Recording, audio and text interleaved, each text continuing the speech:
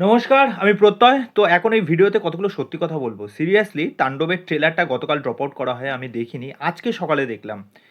তাহলে কি এবার শাকিব খান কি ৫০০ কোটির গণ্ডি ক্রস করতে চলেছে?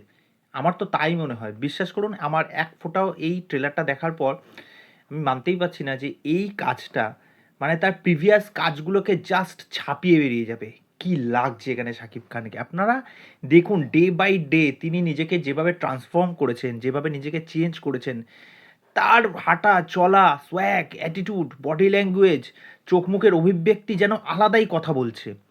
এবং গতকাল আমার বাংলাদেশে একটি বান্ধবী রয়েছে রাজশাহীতে। তার সাথে কথাবার্তা হচ্ছিল। সে বলছে, "ভাই আমি টিকিট পাইনি।" আমি বললাম, "তাহলে কবে টিকিট পাবি?"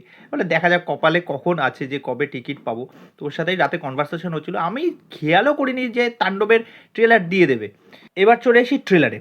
ট্রেলারের ডিউরেশন ১ মিনিট ১১ সেকেন্ড মতো। এই ট্রেলারটা জাস্ট ঝড় উঠিয়ে দিয়েছে। আপনি এই ট্রেলার থেকে চোখ সরাতেই পারবেন না। শাকিব খান একটা সোফার মধ্যে শুয়ে আছে। তারপর শাকিব খান ওই জেলবন্দি অবস্থায় সেই যে অ্যাকশনটা করছে, দেখুন এটা বোঝাই যাচ্ছে এটা ওয়ান টেক অ্যাকশন শট না।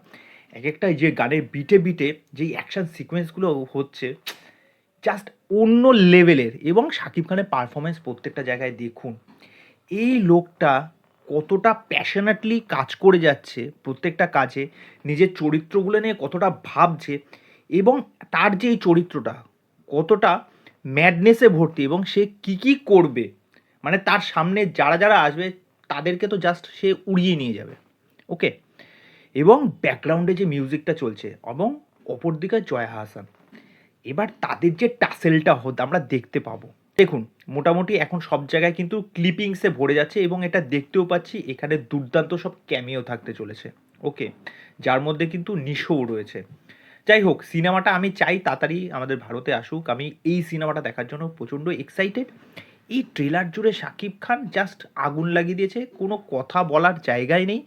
খুব প্রিমিয়ামনেস এবং এই অ্যাকশনের মধ্যে ভেরিয়েশন তো মারাত্মক থাকতে চলেছে এবং সেটা খুব ব্রুটাল, এটা দেখেই বোঝা যাচ্ছে।